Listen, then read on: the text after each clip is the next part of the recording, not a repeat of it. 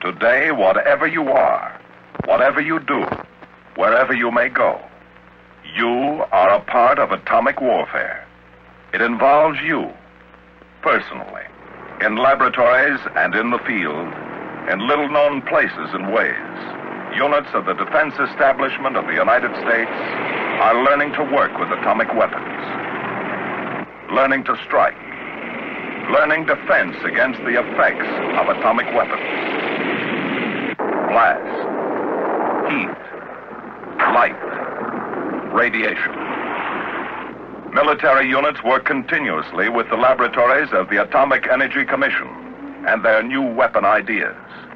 The services devise handling equipment and techniques that are practical, and delivery methods that are deadly under any and all conditions of weather and warfare. 13 minutes from now, this airplane is going to drop an atomic bomb on your country. You will see it happen. You will know why. This is the record of military participation on an atomic test. Their objectives, their experiments, their results.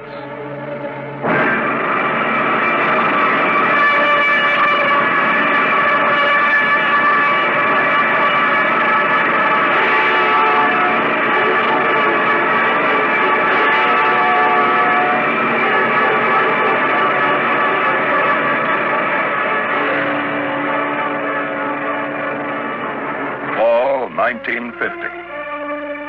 A fierce international war ripped through a small country on the North Yellow Sea called Korea. Russia has successfully detonated an atomic bomb. Now the Alamogordo of the Ural Valley is a fact. Now more than ever before, the balance of international power rests with atomic energy, with weapons moving steadily from assembly line to stockpile, moving to hidden subterranean vaults to be stored, ready and waiting. But stockpiling alone in this day and year is not enough. We need to develop and produce a greater number and variety, and possibly even more powerful atomic weapons. Weapons tailored for specialized uses and targets. But like all new ideas and weapons, new atomic bombs, to be useful and practical, must first be tested. The Eniwetok Proving Ground is available, but problems of logistics make it difficult to run more than one test a year at this distant proving ground. What we need is a site closer to our stateside laboratories and available air support.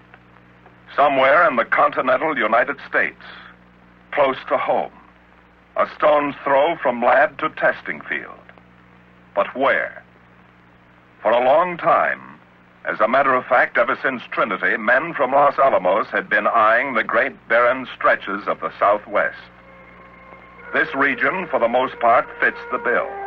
Isolated from centers of population, with favorable winds, with the necessary consistency of soil and formation of earth strata below. And so beyond the World War II training base, to the north of an early-day Nevada stage stop called Indian Springs, 65 miles north and west of Las Vegas, an atomic range was established. A test site of over 400 square miles of flatbed valleys, mingled with mountains of solid rock, whose veins once colored history with gold and silver. A range remote from civilization, isolated, forgotten as the names of the men who once made their fortunes here. 5 times in the pre-dawn hours of January 1951, this long countryside came once more into international focus with Operation Ranger, the test of 5 atomic bombs. 5 successful airdrops that saved the weapons research program months of time, considerable money, and helped Los Alamos prove the radical new idea of small atomic bombs. Soon after Ranger, another use at the Nevada test site was apparent. This was a chance for the military to get more information on the effects of atomic weapons, vital facts. For what good are atomic weapons without full knowledge of what they can really do? and how we can be protected against their effects. The job of coordinating all military tests and supporting the AEC program at the Nevada site has been assigned to Special Weapons Command, a command that had successfully supported Ranger and has been in working contact with the AEC, as well as with all military units engaged in atomic research. So today, we in the armed forces have a test range close at hand and the opportunity to watch and note the effects of the atomic bombs to be detonated on and in and above Nevada soil. The armed forces are a full partner in the atomic test for the fall of 1951, Operation Jangle. And to take full advantage of this opportunity, we have a program of experiments and operations to seek out the answers of atomic warfare. Nevada test site. Baker shot, -1 day. For the first time since the era of ZI atomic testing began, we in the military have a full-scale program to answer the questions a military man must know about the basic effects of an atomic explosion on his material and equipment. Along the blast and thermal line, men of the various programs begin the job of placing their test equipment. Precisely arranged at predetermined distance from ground zero, men from the Corps of Engineers set up panels of plastics, paints, and coated fabrics, samples of various materials, tent cloth, inner and outer clothing, standard and impregnated materials. Lucite spheres built to represent a human torso in depth and density are located at 5 stations 2,000 to 8,000 feet from ground zero. Film and crystal dosimeters at varying depths within the spheres will measure ionization produced by gamma radiation. Foxholes become a priority project. Open and closed foxholes are spaced from 100 to 2,200 feet from zero. Protected and unprotected structures for the individual soldier are instrumented with film packs, gold foil, and sulfur samples to record gamma and neutron dosage. How and when materials ignite has been tested in many ways, but never before like this. Trays of typical refuse from the forest floor, like leaves, twigs, and pine needles, are to be exposed. We want to find what thermal energy levels will ignite these materials, what effect the blast winds will have on continued burning. What could we expect if enemy bombs were dropped in our forests? Fresh limbs of trees and dry logs should help answer our question. Kirtland Air Force Base, 1600 the afternoon before the first airdrop of the operation. This is not a test of new loading or drop techniques by the Air Force. Every man, every piece of equipment, every technique has been thoroughly proven during many months of practice runs, on everything from uncrating the test units to dropping them on test ranges.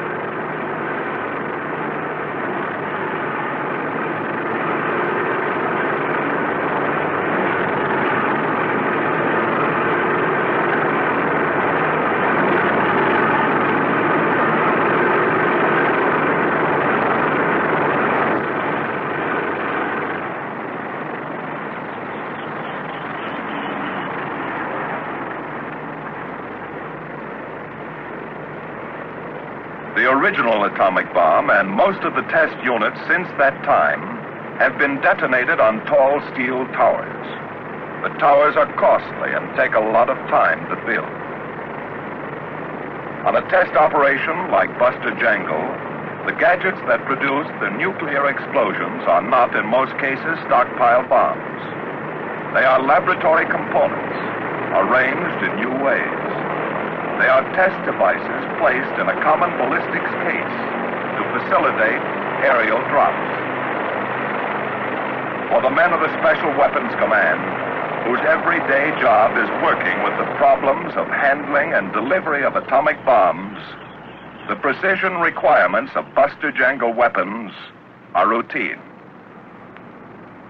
A bomber positioned over a loading pit, a ballistic shape fitted carefully into a bomb bay, and an air crew to handle the thing in the air and drop it with incredible accuracy on a target in Nevada 12 hours from now.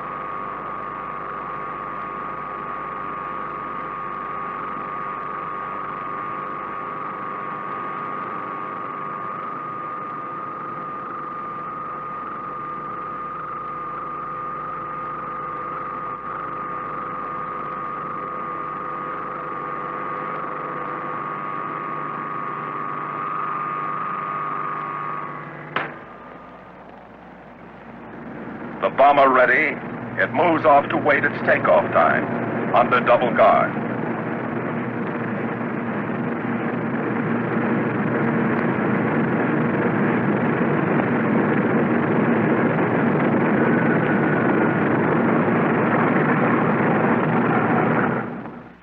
Kirtland, Baker Day, 0100.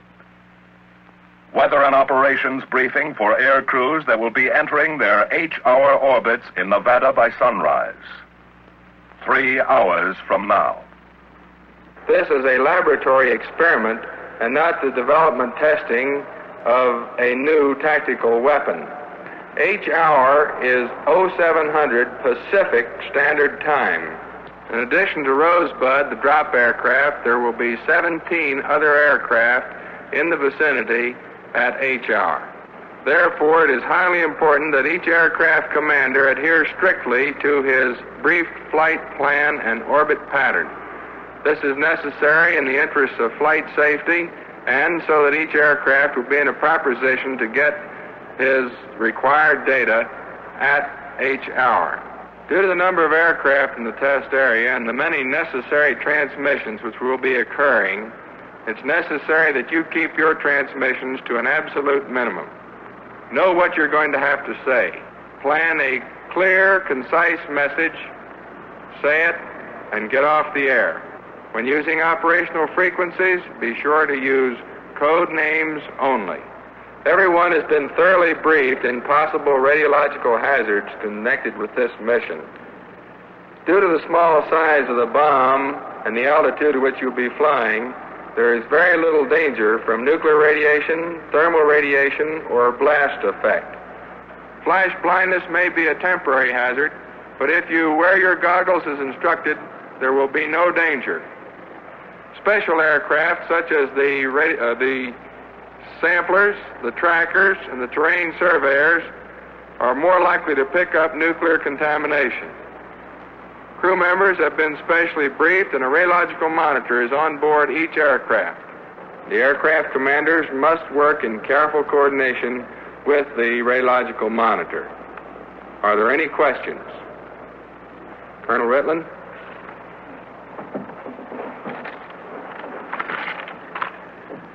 Gentlemen, the series of tests we are participating in today are unique in that this is only the second time that atomic bombs have been dropped within the continental limits of the United States. The general public and important people in our national structure will be focused on what we are doing. It is therefore particularly important that we produce an excellent mission. Within this operation, we have project officers and aircraft from the United States Navy and 7 Air Force agencies. You have been placed under my operational control so that we can be brought together to accomplish the mission as efficiently as possible. Each crew has been thoroughly trained in the technical aspects of your mission. This morning we have had a complete operational briefing for today's mission. With the background you have received and the training that you have attained on previous atomic tests, I am confident that you will successfully complete this mission. Now let's go and have a good mission. First of the air operations to get underway is a C-47, with a job to do only in case the drop plane gets into trouble along the way. If the drop plane has to jettison a unit of fissionable material. These rad-safe, medical, and security men that make up the disaster crew will either land or parachute themselves to recover and protect the unit. The drop plane, Rosebud, is in regular communication with the disaster crew from takeoff to 0 hour. Hello, Bottleneck. This is Rosebud. Go ahead, Rosebud. Bottleneck, this is Rosebud. Airborne is 0215, proceeding on course. Roger, Rosebud.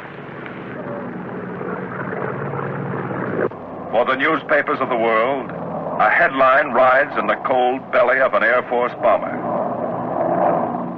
Back at Kirtland, in what is known in the trade here as catfish control, in a very unspectacular routine way, every movement of that newspaper headline and all the other air operations for Buster Jangle are carried out under the eyes of men seasoned by the experience of other atomic tests, Ranger and Greenhouse. All this coordinated with the Air Operations Center in the control point at the test site. Here, the positions of every plane in the area are plotted continuously. Their orbits in the sky above the test site must put them in a definite place at the time of the shot, in order to ensure airborne tests the same kind of planned position in relation to the burst as the military tests on the ground. In the crisp air of this Nevada sunrise, a news headline is about to be born.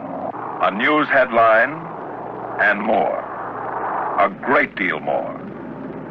The beginning of a regular schedule of tests to quickly proof test new ideas, to bring more powerful atomic weapons into being as soon as possible, to gain the know-how for the most effective use of atomic weapons, and for full defense against their effects. 5, 4, 3, 2, 1, 0.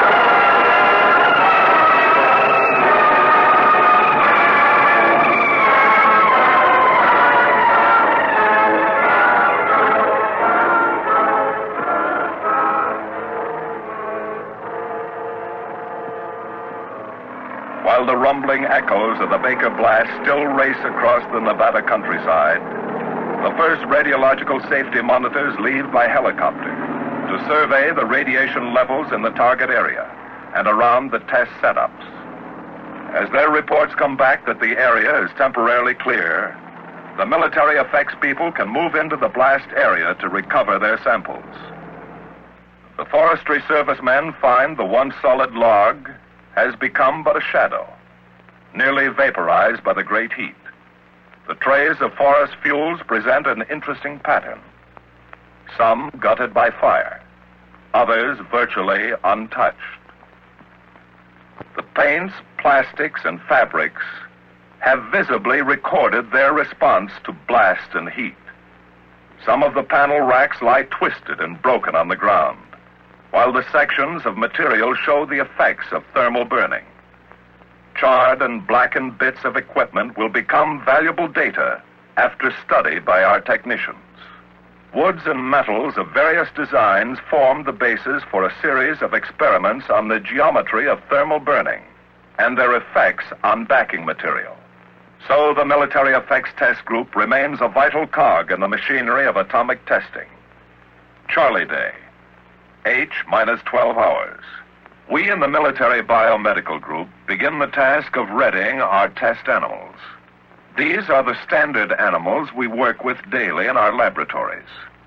Knowing and working with them, we find that in many ways they are affected very much like humans when exposed to an atomic detonation.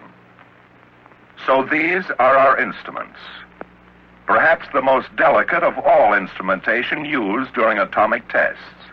We completely anesthetize them for their mission at H hour.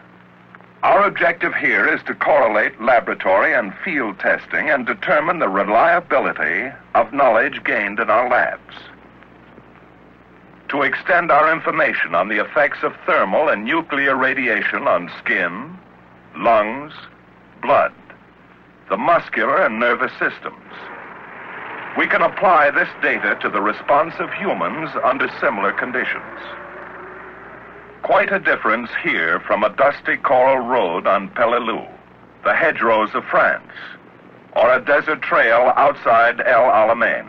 But beneath this desert floor in Nevada lies a minefield. A full variety of mines are buried here to give us much-needed information on the effects of an atomic explosion on emplaced mines under combat conditions. At Kirtland, another test device is loaded aboard its special transport, Rosebud. Not a weapon, but a theory. An idea in a ballistics case. Another step in atomic energy enterprise. Perhaps another way to increase the yield of the stuff atomic bombs are made of. The test site ready, the valley where the tall mushrooms grow is left to spend the night before the shot, alone. Operation Buster Jangle, Charlie Day. How's the shoot check? Fine. Okay, sir. You gather around for briefing.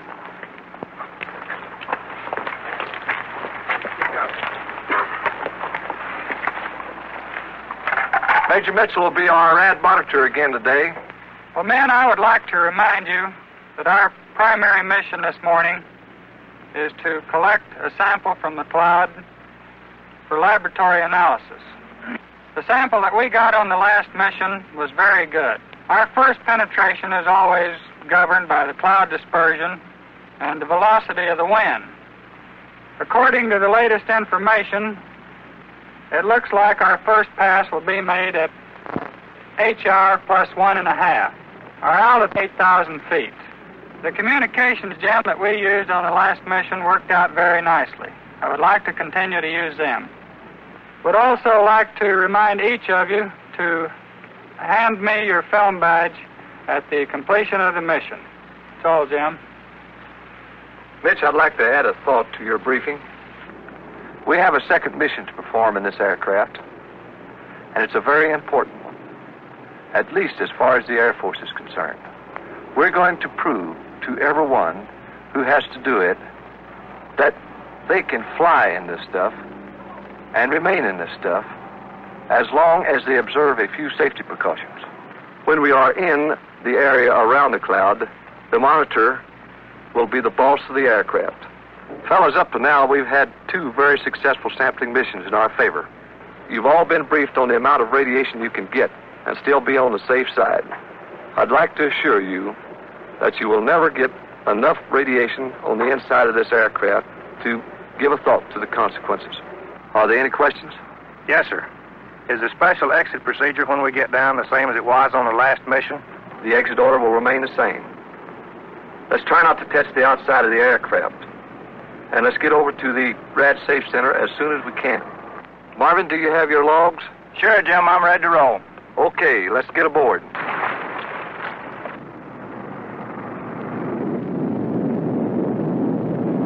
Zero hour, minus 3 minutes. From the bombardier's seat in the drop plane on its final run, we can see our target. The minefield line lays along our course, stretching east from ground zero. The blast and thermal line stretches out to the right, south, toward the control point. The military effects tests are ready. Airborne tests for the services are ready too. 9 miles to the south of ground zero, a C-54, codename Starfish, flies a course parallel to the drop plane. This is an airborne laboratory with a staff of doctors to test the effects of the bomb's initial light on the human eye. We want to know how to heal or cause the eye to return to normal after it has looked at a light that for a fleeting moment burns with 50 times the intensity of the sun at high noon. A variety of goggles and filter devices permit only certain degrees and wavelengths of light to reach the eye. The flash blindness experiment is ready. Below at the control point, other 10, eyes wait 9, 8, and watch. 7, 6, 5, 4, 3, 2, 1, 0.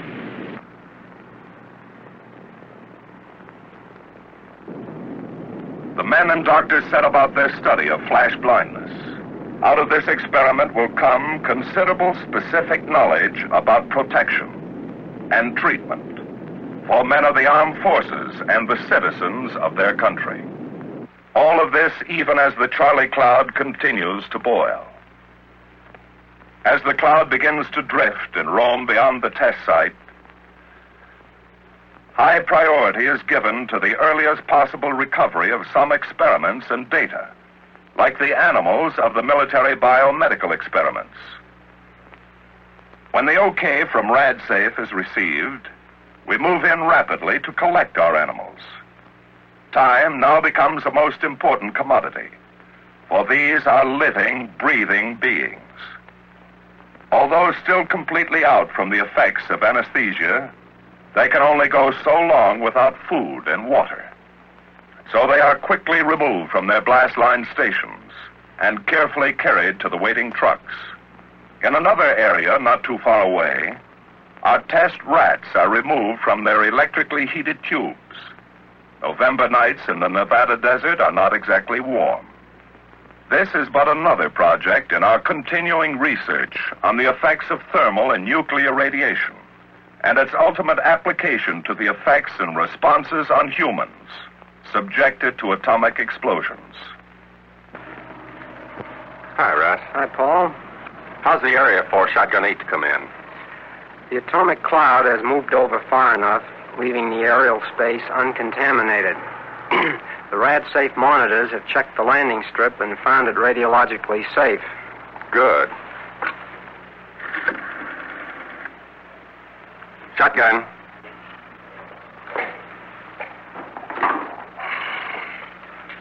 Shotgun, Wilson.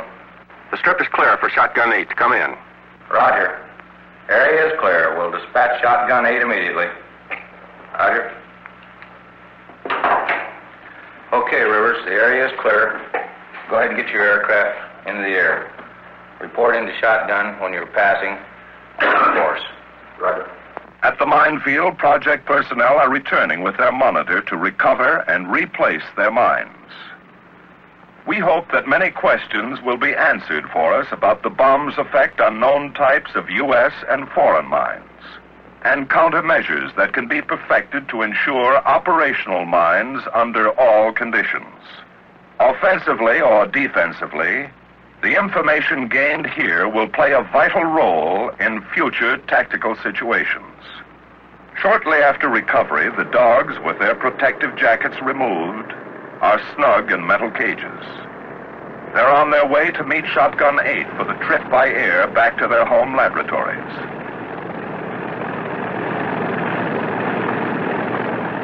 A great deal may depend on these animals. The vital facts and figures gained by our living instruments could mean the saving of many lives, perhaps yours and mine. These dogs will play an important role in formulating new healing techniques, for without them, we are handcuffed, unable to observe, study, treat, and heal. In the sky some distance from the test site now, the atomic cloud is still very much in being, colorful, in its own way fascinating, carrying with it the radioactive products of the fission explosion. The biography of every atomic cloud is essentially the same.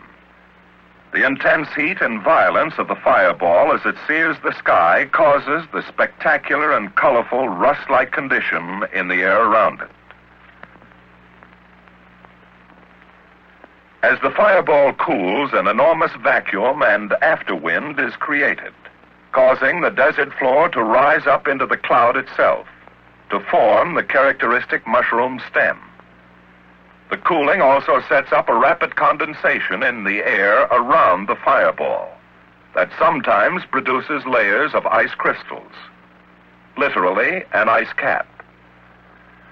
Knowledge gained on previous nuclear weapons tests has produced the theory that once the cloud has formed and stabilized in the sky, the vitally significant fission products in so-called unburned fission fragments don't distribute themselves evenly, but tend to collect in very large, invisible pockets, hot pockets, or cells inside the cloud.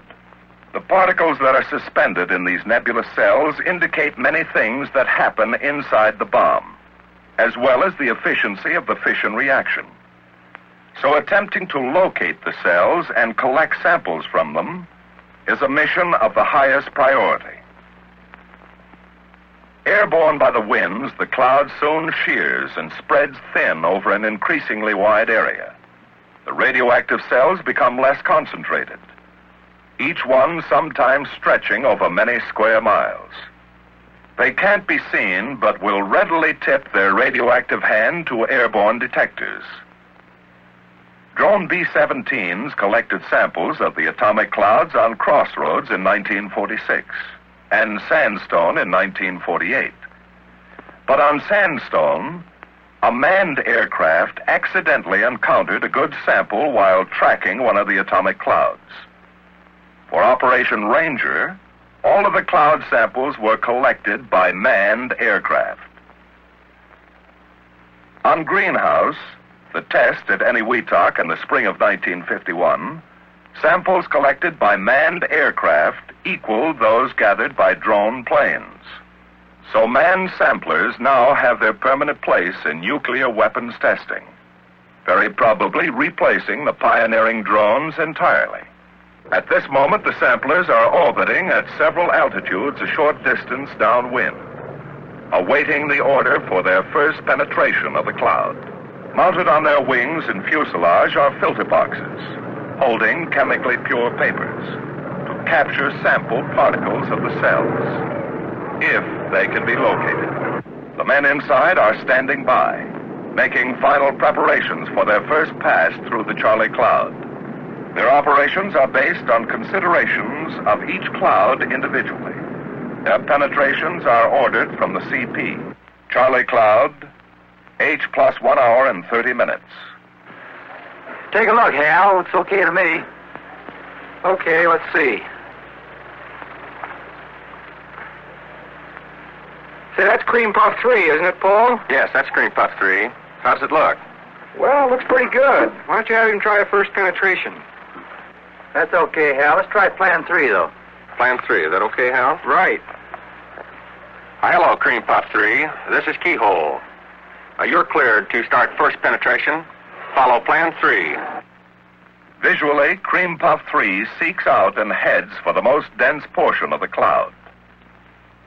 His mission plan is simple. Before reaching the visible cloud, the sensitive survey meters in the plane start to climb as it enters the invisible field of gamma radiation that surrounds the cloud. If the plane misses a cell, the meters return to almost a zero reading when it emerges from the gamma field on the opposite side.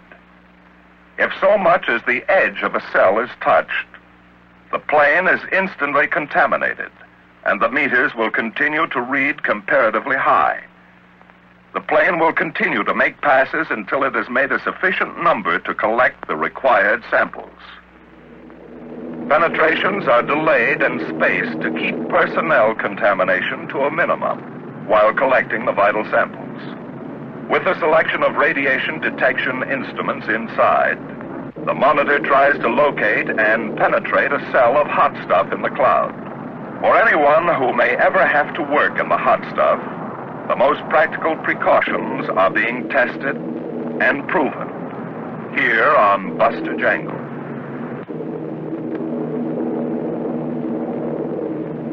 Keyhole from Cream Puff 3. First pass at Foggy Jig, Eka 600. Cream Puff 3, this is Keyhole. Proceed with your second pass. After an atomic cloud sampling mission, the skin of an airplane is highly radioactive. Buster Jangle has provided further opportunity to proof test several solutions to the problem of a short and easy method of cooling off contaminated equipment. RadSafe monitors keep a regular check on the planes. In a few hours, the plane can be sprayed down with a special detergent known officially in RadSafe circles as gunk. On earlier atomic tests, such as Crossroads, decontamination of the sampler aircraft was an unborn science. The planes were sometimes abandoned for many months to cool off in nature's own good time.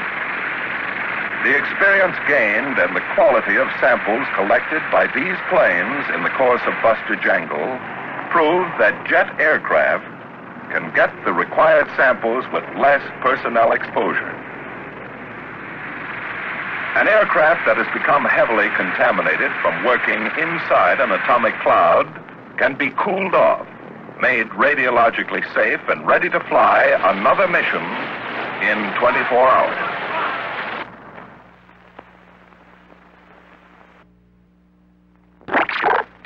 Buster Dog. There is a continuous flow of information into Weather Central at the control point from all over the world, by wire, by teletype, by facsimile. The weather story is continuously written and revised on a global scale. In any test operation involving a radioactive cloud, the final decision to produce that cloud, to detonate a nuclear weapon, is always based on weather. We're looking for the most advantageous time for each detonation. Advantageous for test purposes, as well as the radiological safety of communities in the path of the cloud. Finally, the forecasts are compiled into a single report, a little volume compiled every 6 hours. For the Federal Civil Defense Agency, the Military Effects Program people have built and are instrumenting a variety of shelters that might be built for military installations in the field or in backyards for civilians.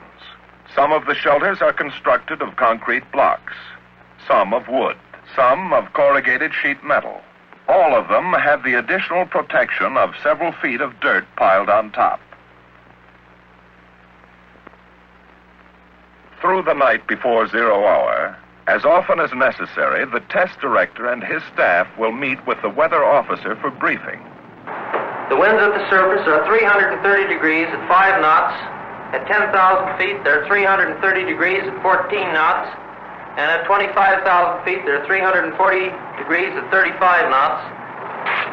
Taking this forecast over to our trajectory problem, we find that the red, blue, and black lines representing the 10, 20, and 30,000 foot levels of the cloud will take a south and southeasterly trajectory and will head right down south into Mexico.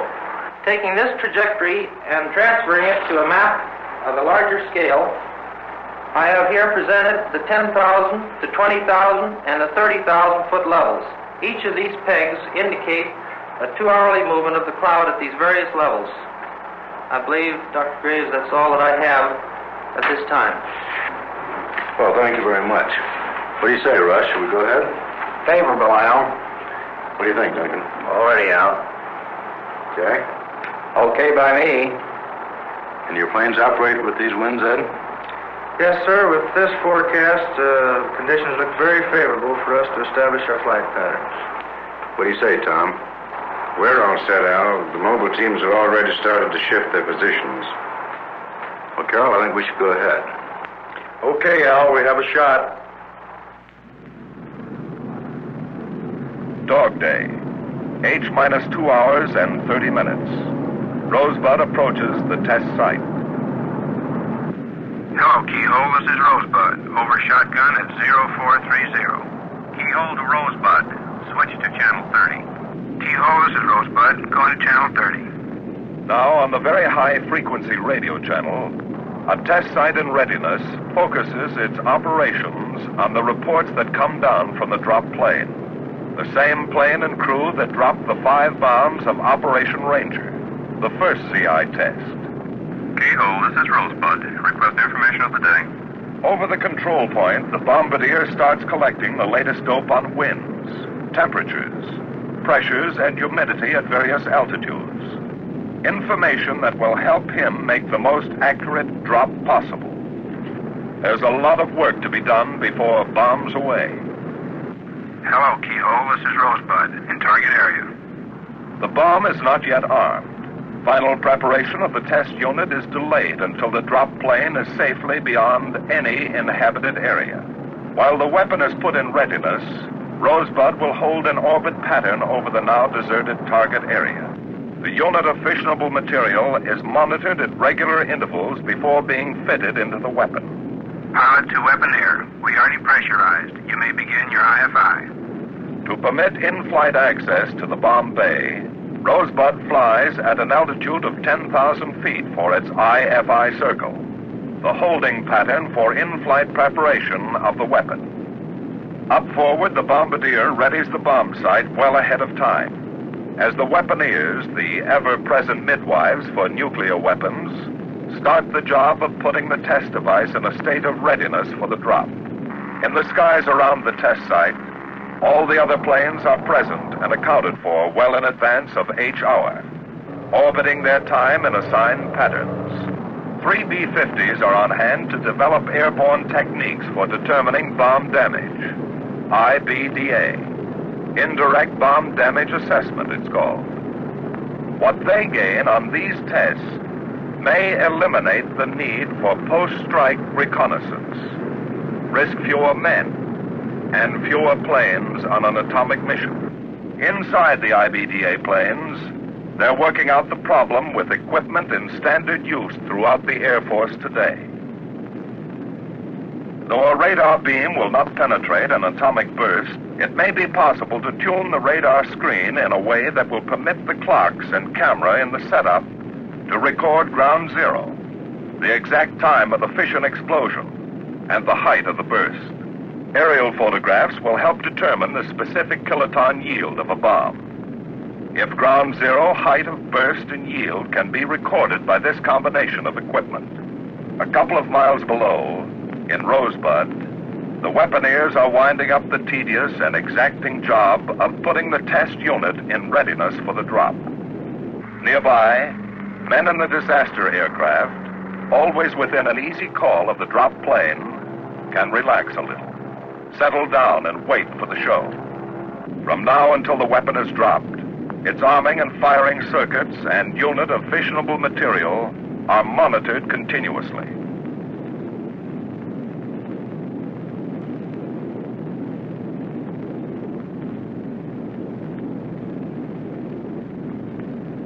Pilot to engineer, give us a climb power setting, please. Rosebud is pressurized once more and climbing for the job to be done at altitude. Tadpole 1, this is Rosebud. Go ahead, Rosebud. This is Tadpole 1. Request winds at altitude. From the IBDA aircraft upstairs, the bombardier gets the word on winds and weather at bombing altitude. An hour and a half later, after 3 trial runs at altitude to establish the track it will make over the ground for the bomb run, Rosebud nears the end of the base leg of its final pattern. Get ready to turn in 5 seconds. 4, 3, 2, 1, turn. 4 miles below, the experiments and observers at the test site sweat out the final bomb run. Bombardier, would you open the bomb bay doors, please? Level. Minus 15 seconds, get ready. The entire operation now waits on the skill of this man. This bomb crew is allowed a maximum error of 200 feet from ground zero, with a 2-second leeway in time of burst. Level. 10, 9, 8, 7, 6, 5, 4, 3, 2, 1, 0.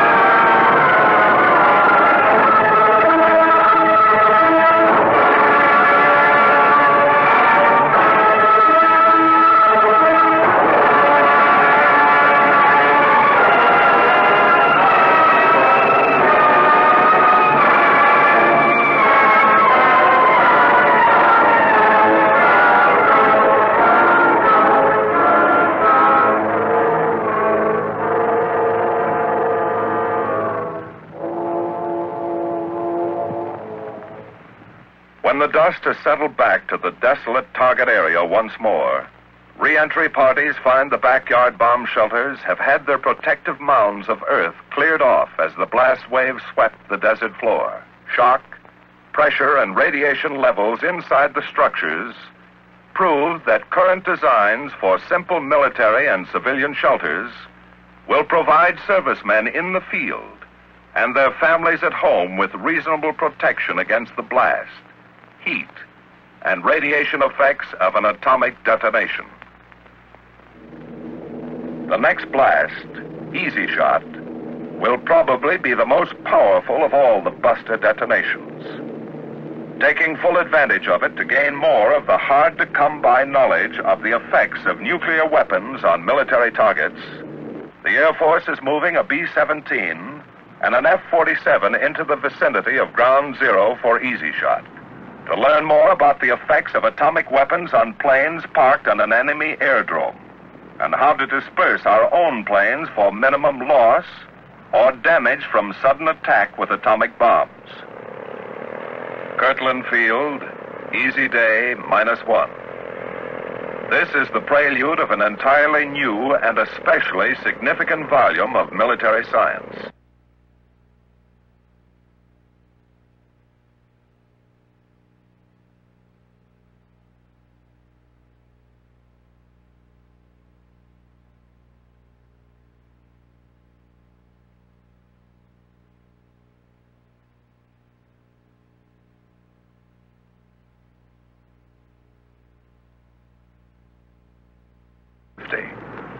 So this will be the first live nuclear weapon in history to be dropped from a jet aircraft.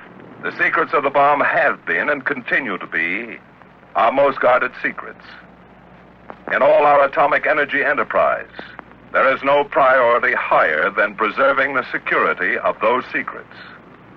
It's a physical thing like guards and passes and security screens, and it's an individual thing in the minds and hearts of men. In an atomic test, as in the everyday duties of those who work with nuclear weapon development and technology, security is the highest obligation and responsibility. Oh, that's fine. I'm glad it's all set. Okay, Sid, we'll be seeing you. Goodbye. Mac, that was Sid Newberg over at AEC. He's got some information he wants to talk over with us tomorrow morning. Before we leave, Colonel, here's a essential elements of information report that came in just before you got here. I think we've got time to go through it if you'd like. Yes, I think we should, Mac. With another shot coming off in the morning, it's good to know these things. I checked with the FBI and the OSI a little while ago. There are still 5 known members of the Communist Party operating in our area, Zone 1, at the present time. They're the same 5 we've had for quite some time. They're still underground and still no indications of any organized meetings. Along the Mexican border, there doesn't seem to be any significant movement of subversive elements into the country. Now, the picture in Zone 7 around Las Vegas indicates 2 members of the Communist Party registered at a hotel there yesterday afternoon. We have them under 24-hour surveillance. Indian Springs, for some reason, still appears to be negative. And that about sums it up.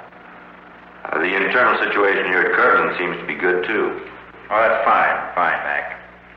Well, I suggest we call it a night. That sounds good to me. Okay, Mac. Well, thanks for staying down this evening. I'll see you tomorrow. All right. Good night, Colonel. Good night, Mac. Easy Day, dawn plus 13 minutes. Ground Zero in Nevada is only minutes away from Kirtland in the jet delivery wagon. History is airborne.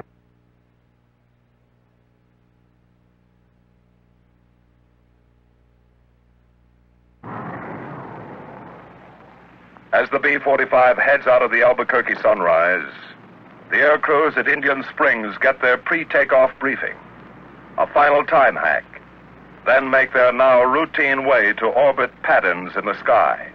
to sweat out the last detonation of the buster phase of this operation. 0 hour minus 30 seconds. B-45 Rosebud is on its final run to its target and to history.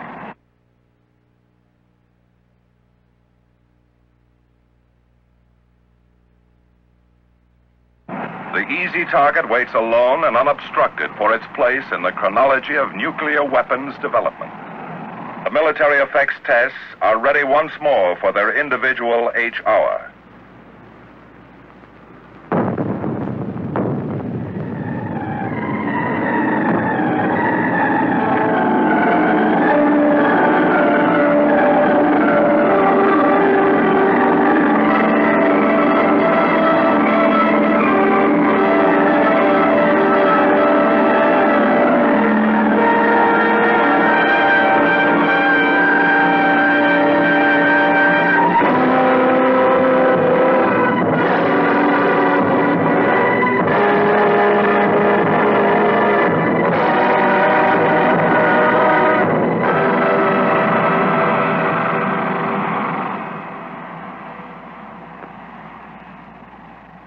A few hundred yards from Easy Target, a couple of Air Force projects bear mute testimony to the effects of the bomb on aircraft parked in the vicinity of Ground Zero.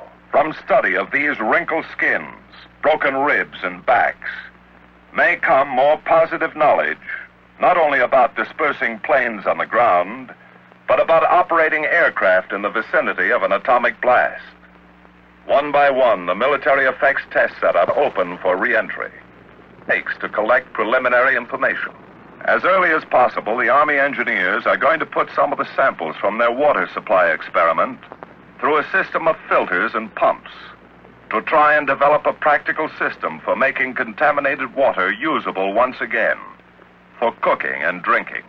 Water being as hard as it is to get many times, men in the field may depend on the techniques developed on Buster Jangle for their survival someday. In the Air Operations Center at the control point, plotting teams stand by once more to map out the reports from aircraft on the various activities and conditions of the atomic cloud. From the ground, the movements of the cloud can only be observed for a limited time. In the air, it can be tracked over great distances visually and with sensitive counters. Nutmeg 1, this is Keyhole. You are cleared off orbit at briefed altitude to start your operation. The tracker flies a crescent orbit around the leading edge of the cloud at a horizontal range of about 20 miles. As with each type of air operation, there are several trackers flying at different altitudes, keeping track of the different layers of the cloud as it shears and moves with the winds of different direction and speed. Inside, ultra-sensitive ion chambers and scintillation counters maintain a continuous fix on the cloud. This kind of work will help make future predictions of cloud shearing and movement more accurate, and provide the Weather Service with a means of studying wind currents and dispersion that was never before possible. Regular 10-minute reports are sent to the radio operator, who relays it to the plotters at the control point. Flying now beyond the range of the special very high frequency channels normally used for communications on Buster Jangle, the message goes by key to the decoding operator in the Air Operations Center. Keyhole from Nutmeg 1, Able 1, Baker 8, Sugar 35, Charlie 101, Dog 0, Easy .1, Fox 240. Information reported by the trackers also helps civil and military authorities throughout the country determine areas and altitudes in the path of the cloud that should be avoided by their own air operations. King 24 knots, Love negative. Nutmeg 1 from Keyhole. Roger, you're Able 1. Here's our first report.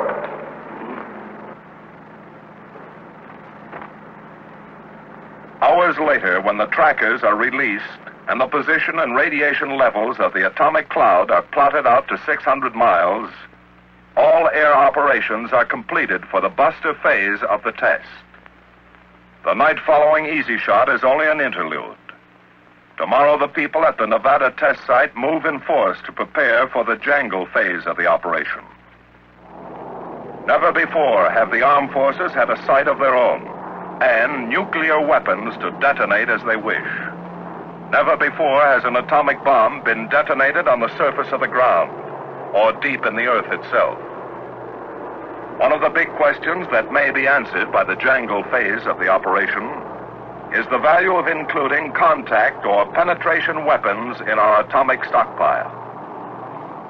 We have 2 nuclear weapons of our own test site, installations, and programs formulated over a year and a half by the Armed Forces Special Weapons Project under the code name of Windstorm. The Jangle phase was originally planned for the remote island of Amchitka in the Aleutians. For reasons of geology and weather, it was canceled in Alaska and moved intact to the more ideal environment here at the Nevada test site. For the first of the 2 shots, the weapon will be detonated at ground level. The second will be placed 17 feet below the surface and covered to simulate the conditions of an actual ground penetration. A weapon detonated on or in the ground will undoubtedly produce a shock wave in the earth itself. But how much? How far? What will be the effect on the foundation of structures, on the earth itself? By instrumenting shafts of several depths in the ground, we hope to learn the story of blast and shock moving through the medium of earth. We want to record the acceleration and degrees of pressure in the ground. In other words, how will the effects of these weapons differ from an airburst? What will be the amount and extent of radioactivity? How long will the ground area remain untenable from the unprecedented amount of radioactive fallout and residual contamination? A multitude of collectors, film badges, radiation detection and recording instruments at various distances from ground zero may give us the radiological story of the surface detonation. Another part of the story will be written in the work of the Army's water supply decontamination and purification experiment. To compare the effects of a surface blast with an airburst, many of the military effects setups used on the buster shots are being duplicated. We're going to test every conceivable type of presently available military field clothing and future materials that may be used for radiological protection as well as utility. After 2 years of work by the Armed Forces Special Weapons Project to get the most information for the time and dollars spent, the all-military part of the Buster Jangle operation stands ready. Minus 30. In the main control room at the CP, a network of clocks and timers are set in motion to warm up instruments, fire the weapon, and set the experiments and recording instruments in operation, each in a sequence that is precise to 10 millionths of a second. Minus 15. 10, 9, 8, 7, 6, 5, 4, 3, 2, 1, 0.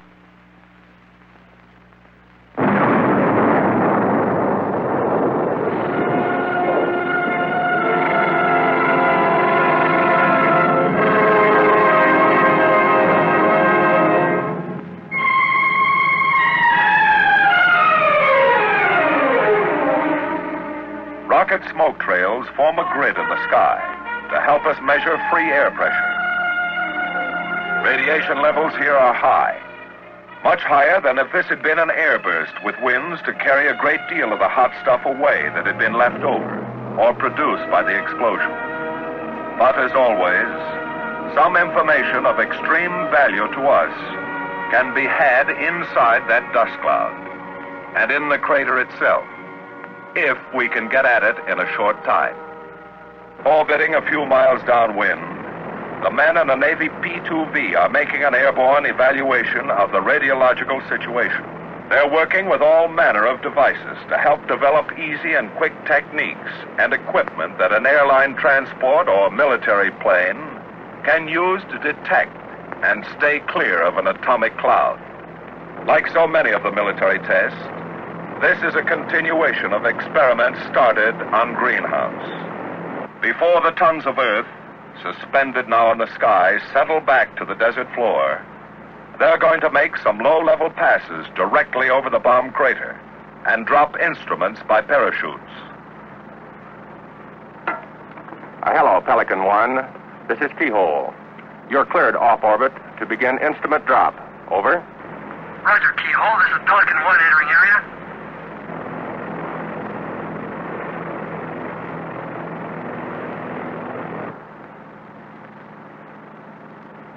The men in the P-2V are the first to approach ground zero. With their instruments, they will record the first chapter of the radiological story in the target area and bomb crater. Instruments are parachuted into the area, which send back to the men in Pelican 1 a telemetered signal of their findings. The answers to radiological questions from the interior of the dust cloud that still hides the crater from the eyes of anxious observers. In a little while, ground monitors mark off the outer limits of personnel re-entry to the blast area and the distant surface shot crater. But there are some samples of soil from the fringe and interior of the crater that will be of the greatest value if they can be gathered up before they run the limit of their radioactivity. The eyes of a few men are going to get a close view, now, of this hole in the ground that once was ground zero. To make this possible, Army weasels, drone weasels, are warming up now for a sample collecting trip into the crater area. Sample gathering by remote control, observed and accomplished through the use of television. Mounted on the front of the weasels are compact television cameras that can be made to move in any direction, like the weasels themselves. One of the drones is fitted with scoops on the front, which will, hopefully, return filled with Earth samples from the crater area. They travel their own private road from the remote control station to the mound of Earth that circles the surface shot crater. The other weasel has a drill bit mounted on the back, which will be doing some remote controlled digging for sample cores of the crater. For many reasons, it's important to know the fallout pattern and levels of radiation in the wake of every atomic cloud. To get the information that makes up the radiological picture of the terrain and the path of the cloud, the survey planes fly at very low altitude, about 600 feet above the ground, back and forth across the path of the cloud. They avoid the cloud itself, but have special filters loaded to catch invisible samples of fission products that might be lagging behind the cloud. They can monitor the terrain with ultra-sensitive detection devices, like scintillation counters, beta-gamma survey meters, and air conductivity instruments. Pieces of the picture are called in regularly, every few minutes to the plotting room at the control point. Gopher 2 to Keyhole, Cable 1-2. Charlie 1340, Dog 14, Easy 8000, Fox. Ground monitors are standing by to move into any areas the terrain survey planes may find to be potentially hazardous hotspots, after reworking them first from the air. Request permission to rework areas Dog 14 and Dog 15. Gopher 2 from Keyhole. Roger, you're able 1-2. Affirmative. Rework areas Dog 14 and Dog 15. In time, the sugar site will be cleared for the kind of detailed study we want to make to evaluate the effectiveness of an atomic weapon detonated at ground level. For one thing, we hope from the knowledge gained on tests of the open and closed foxholes that a doctrine on the development of protective shelters for combat troops will be evolved, giving effective protection from blast, heat, and radiation for soldiers in the field. Now the push is on to get ready for the final phase of the Buster Jangle operation, the last shot. It's going to come off 2 miles to the north of the surface shot crater at Uncle Site, location of the underground shot. Here in a semicircle around 0 point are 26 projects and 63 principal structures, perhaps the largest single military effects program. Once again, as in Greenhouse, the program is a joint one. The Army, Navy, and Air Force have joined in formulating a series of projects to obtain data on the responses of underground and surface components subjected to a subsurface atomic detonation. During the Greenhouse and Dugway tests of 1951, we were able to collect a sizable amount of information about the effects of ground shock and air blast on typical structural types. Now we are seeking experimental data from the other direction. An underground atomic blast. With the Buster phase of the operation over and the surface shot completed, all attention now centers on structures. The scope of this one program can and will create far-reaching effects on the design criteria of future military and civilian building programs. For example, Army structures. From a 3-bay steel structure with a superimposed load to represent upper floors, the Army wants more information on damage and resistance to small factory and office buildings. Air Force structures. A 2-story reinforced concrete building. Here, the Air Force seeks information on the response of such building types and data to make damage predictions in possible target areas. 2 types of brick industrial chimneys will furnish facts on the behavior of masonry structures when hit by both earth shock and blast. At varying distances from 0 point, the Navy has buried standard utility distribution services: water, sewer, steam, electric, and gas mains. Some types are now in use throughout our cities and military bases. Others incorporate new developments for piping and connections. All these put under hydrostatic pressure to determine how these materials will withstand an underground atomic blast. A buried precast concrete fuel storage tank. How well will it withstand ground shock? What pressures will cause it to rupture? The Navy has a continuing interest in the problem of personnel shelters. These buried structures will get us a lot closer to eliminating the question marks of civilian and military protection during atomic attacks. A rigid frame building, a cylindrical arch rib structure, the beehive building. From these, the Navy hopes to justify specific design and construction formulas for the fabrication of adequate personnel shelters, with 2 types of runway surfacing, one precast and locked together with lengths of iron rod, the other a standard poured-in-place runway. The Navy will be able to make comparison tests of the effects of an underground blast on the 2 types. A few feet from the detonation point, several separate sections of concrete aggregate wall rest on a foundation like that required to hold a 5-story building. In a matter of microseconds after the blast, these walls will be shattered and thrown out from the target source in a rain of concrete missiles, hopefully to land on 2 blacktop collection areas. With this project, we're trying to learn how we can increase the radius of destruction from concrete fragments thrown out by an atomic explosion. The day before Uncle Shot, the bomb is lowered 17 feet into the ground to its platform. Here, for the first time, an attempt is being made to determine the feasibility of stockpiling a penetrating weapon. Once the weapon is in place, metal cover pans filled with dirt are placed over it to approximate the weight and density of the removed earth. Our instrumentation has been installed, and the underground structures put under their earthen blanket. As the area clears, the feverish atmosphere that has characterized the site for many weeks disappears. It's quiet, and in a desert's own way, lonely. Shot day. 6, 5, 4, 3, 2, 1, 0.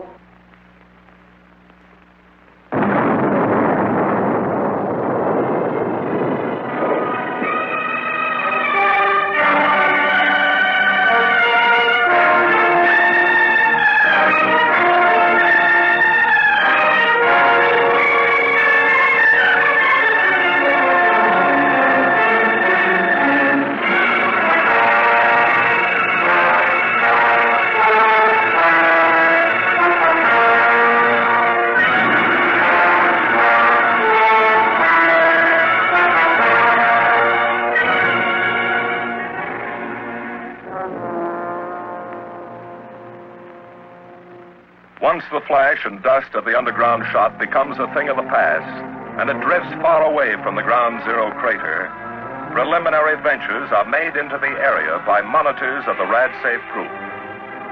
In the language of the radiological safety monitors, the area is hot. Too hot for any immediate full-scale recovery work. Because here, as in all other peacetime work with radioactivity, each man is permitted only a very small total dosage of radiation, far less than he could safely tolerate in a combat situation. These men know radiation. They live with it daily, here in the field and at their home laboratories. They have neither fear nor question. They just treat it with respect and observe a few simple precautions. Structures appear virtually untouched. Others are shattered and broken by the blast. The buried structures, of course, will remain as they are until we can return in full force to collect our data. For the time being, all we can do is be patient and wait for the radiation level to lower to a safe degree. Once it does, we will gather our facts and data and return to our laboratories for further study. This is a continuing job, this business of atomic testing. The scientist never stops in his search for more efficient use of our stockpile material. We must never stop in our work for more complete knowledge about the effects of atomic weapons. We don't dare. Military effects testing will continue on all atomic tests, equipment, material, and structures. Whether destined for military or civilian use will be our test devices. A thorough knowledge of blast, nuclear and thermal radiation is our goal. This is our story of military effects. As we go back to our bases and laboratories all over the country, we leave the test areas as deserted as the ghost mines and towns of the surrounding Southwest that carry their silent memories of boom times and activity. But there's a difference. This remote valley in Nevada is going to come to life in history again, several times a year. There's much to be learned. Our job here has only begun. We realize this even more when we get back to home base with our instruments and data, and have the time to study the results of Buster Jangle and evaluate the next set of military effects programs, and the next, and the next. While some of us in the Army, Navy, and Air Force start to work on future atomic tests, some of the rest of us are helping the Atomic Energy Commission develop the ballistics for yet untried weapon ideas, making them compatible with military equipment, devising and refining the equipment and techniques for ground handling of weapons before they have been proof tested, and grinding a polish into techniques for dropping these new atomic weapon ideas, sometimes using equipment for delivery that is standard today, and sometimes working with both the weapons and delivery wagons of the future, so that when they have been proof tested by the Atomic Energy Commission, the armed forces will be ready with the know-how to put them into immediate use, combining this knowledge and confidence with the experience gained in operations like Buster Jangle in working with the effects of atomic bombs, knowledge for the deadliest kind of atomic strikes on enemy targets, and experience for effective defense of our own cities and military installations, making the defense establishment of the United States a little stronger every day.